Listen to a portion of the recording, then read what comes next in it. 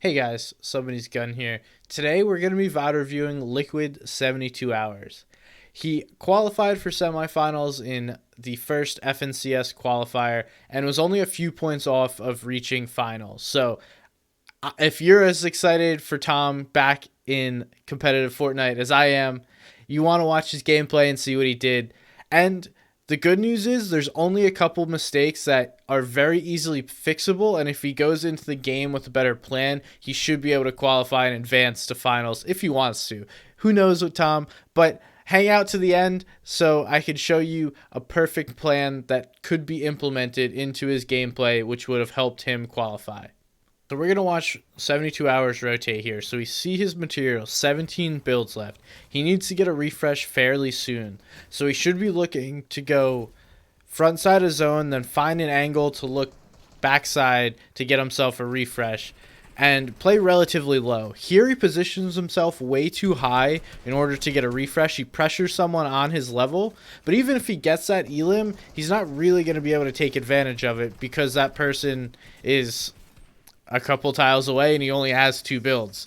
So he's looking for elims here, but not going to get the ability to refresh because he's put himself up too high. Yes, he may get an elim or two, but the refreshes aren't going to come along with it. So at this point, we know there's not really much of a plan here. It's just staying alive as long as possible. There's no plan to grab refreshes. So additionally, at this point, Tom plays his floppers. Well done. Extend your game as long as you can. And then uses his two builds.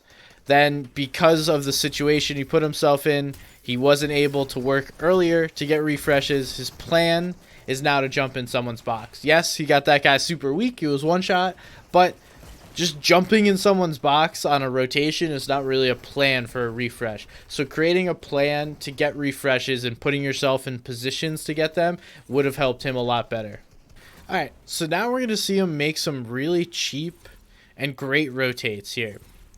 Now the problem is he does this without really having a ton of material. So the rotates are good and it's all fine until it comes to a point where he needs to get a refresh and he waits too late. And his positioning, once again, is too high in order to be able to effectively grab refreshes. Or at least to do it in the way that Tom seems to be comfortable doing it. You know, during these games, he didn't exactly appear to take on engagements and look for fights. So he doesn't appear to be fully back in the swing of things as far as fighting people.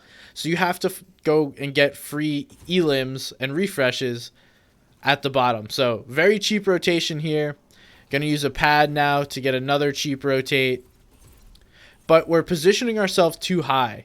We have 17 total mats. And this isn't going to be a good layer for us to be able to get an elim or a refresh. The only way that we're going to be able to do that is box fighting players, because everyone that is tarping in mid ground has materials to tarp in mid ground, right? Like typically you're not going to be positioning yourself in mid ground and tarping through mid ground if you don't have mats. So you have to look at the backside and down below to grab some easier kills, or be comfortable box fighting people layer to layer and taking control of spaces so that way you can get refreshes. You have to do one or the other. And unfortunately, 72 falls to a point where neither happens and he winds up having to jump down because he's totally out of mats and make a play here. Nice clean rotates. Once again, these are very clean, cheap rotates, but they have to come with refreshes to extend your game. So now we see his three builds remaining, and it's time to make a play here. And he does this thing where he shoots at players on his own level, but there doesn't seem to be a purpose to that, right? And now he's going to be looking for a play, drops all the way to ultimate, and someone else is looking to do the same exact thing.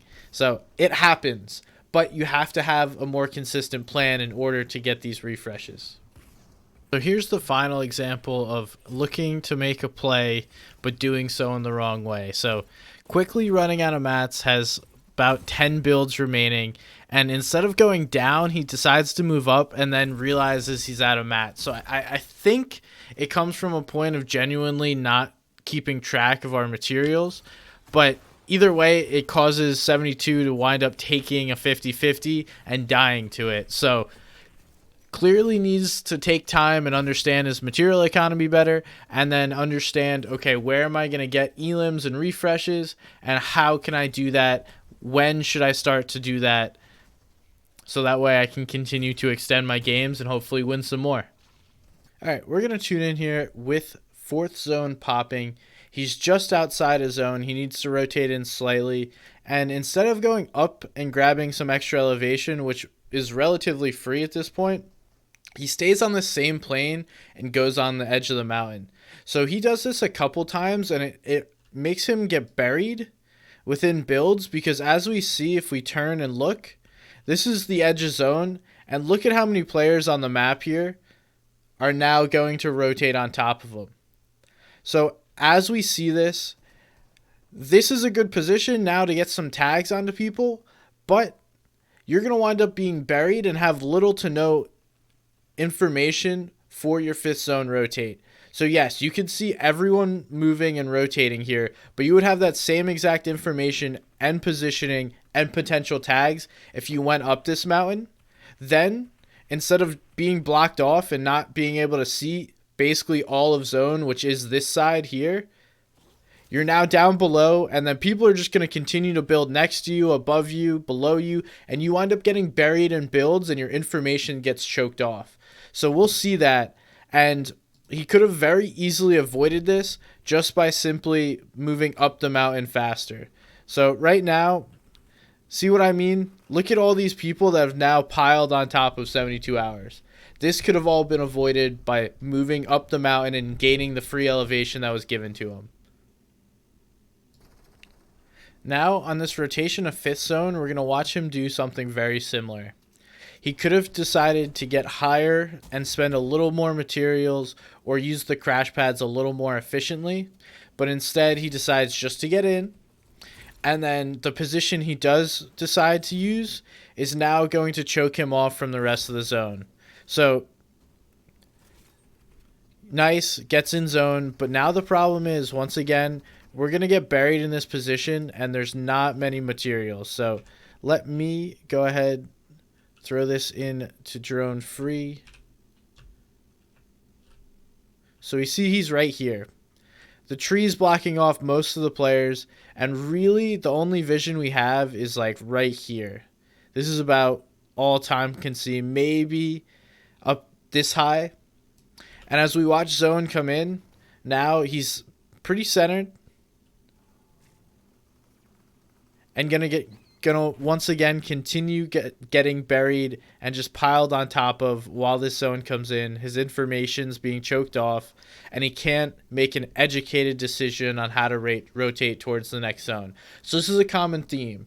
If I'm 72 hours and I'm watching these games, this is something I need to work on, and I need to get better positioning in fourth and fifth zone to make my rotations easier come later in the game. So I showed you all the bad, but here's some good. And this is what we all love. 72 still has it. So he goes into endgame with one elim. He shambles mats, but somehow he winds up getting out of it. So grabs the wall, cones this guy's box, and then jumps in, gets the refresh that he needs in order to extend his game. So this is what I'm talking about. Making plays, being lower on the map so that you have the ability to make plays, and players are going to be in more shambles positions. Then we'll see him make a few more, because he's not done yet. He winds up winning this game with 5 elims and clearly pushing for the dead side of zone, being able to get himself in a good position, slow the game down in order to give him a breath, take an inventory of what his loadout is and what his materials are, etc., etc. Then now we go back on the hunt. So while playing dead side, he's also looking for opportunities to grab elims, but protecting himself. He's not playing out of his mind or out of his body. He's looking for plays here. But when he knows he's not in a good position, quickly trying to get out of it. It's going back through old builds, so he's just simply trying to push through, control what he can. And that's exactly what we see here.